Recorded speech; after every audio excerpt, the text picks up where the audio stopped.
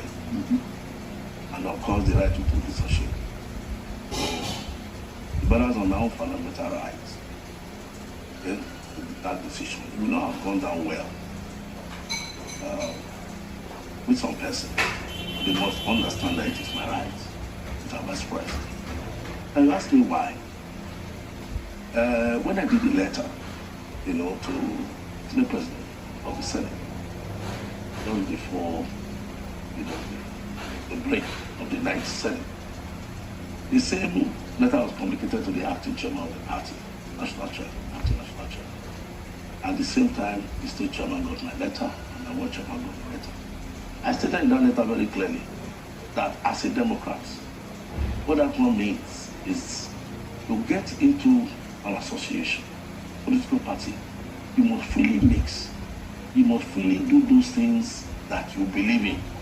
I will believe that when you put ideas together, we all share the same ideas. And then of course the ideas go into philosophy. After that, of course, it goes to ideology. That is really the basis, for membership of political movement of things that has happened in PDP.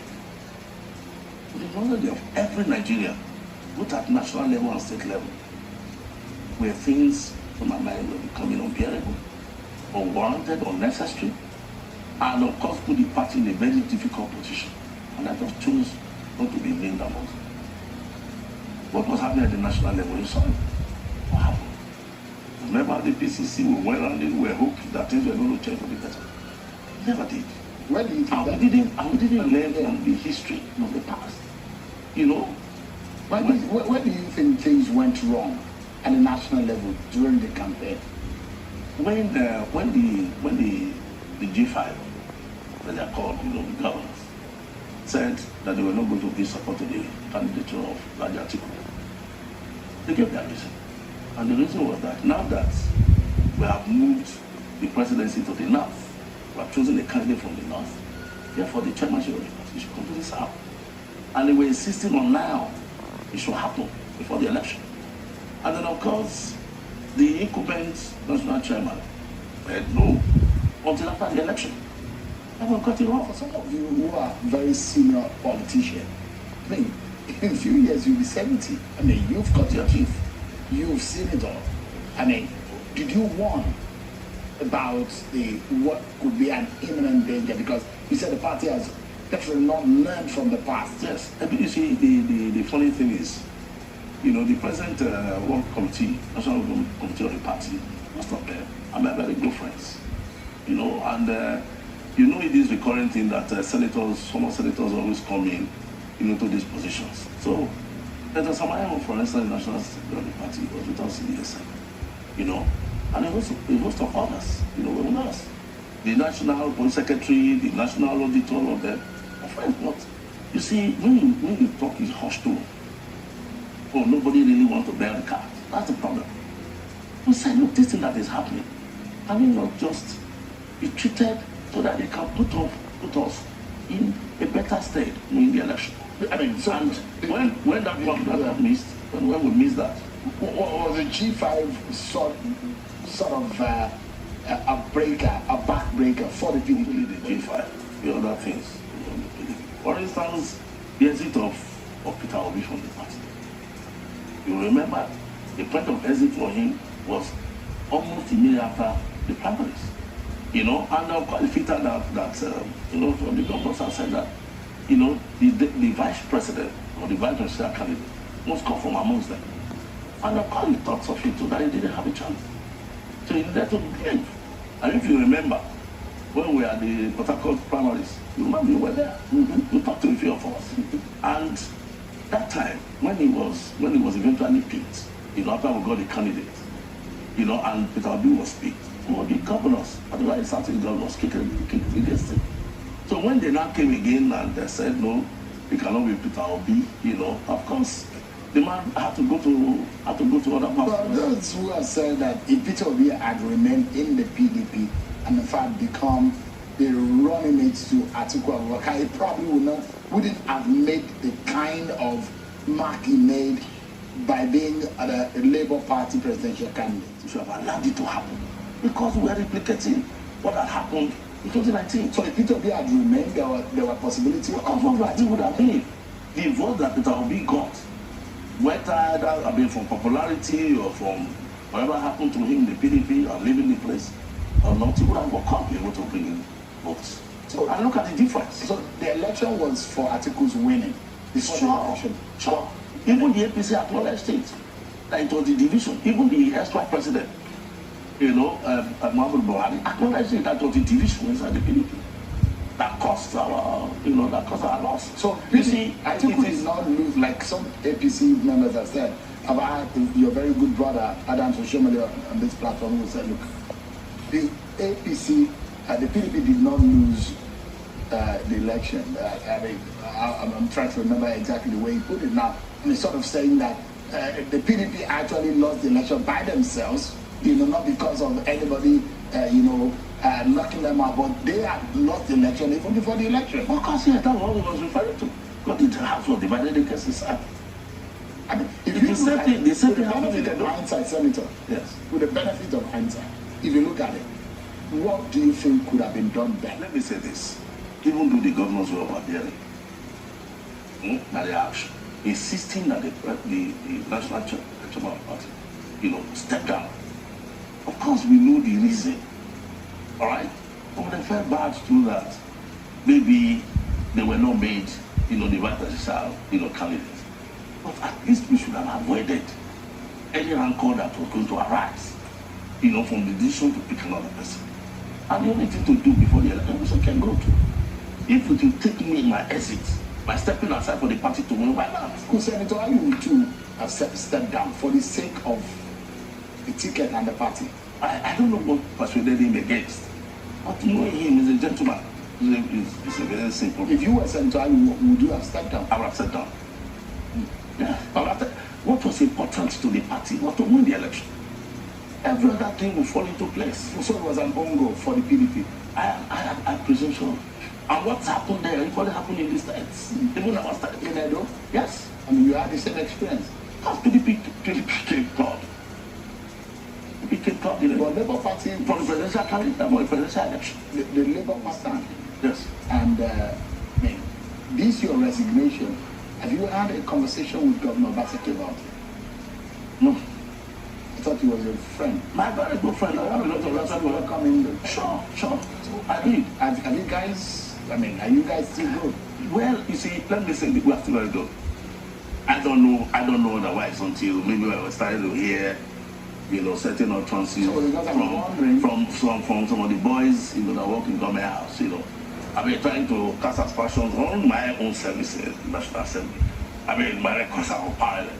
Nobody really can take it away from me. So when they said, Urhoghide, they didn't do anything, it really means you're just dancing to bad music. And because I'm wondering, because I know the role yourself and the likes of Danobi and the likes played in welcoming Governor Obaseki into the PDP in Edo State that during the re-election. So I'm wondering how Governor Obaseki is now, whether you're leaving the PDP. So let me say this, I want to respect, the friendship that I have with the governor. This back about, over 55 years ago. And then, of course, I really need to respect his office as the governor. I have nothing against him, and I will not have anything against him. I don't believe he offended me. But what happened in the party was the irreconcilable difference that had existed in the party. And that was very close to me. We went to school together. We fought for the PDP together. We built the platform together.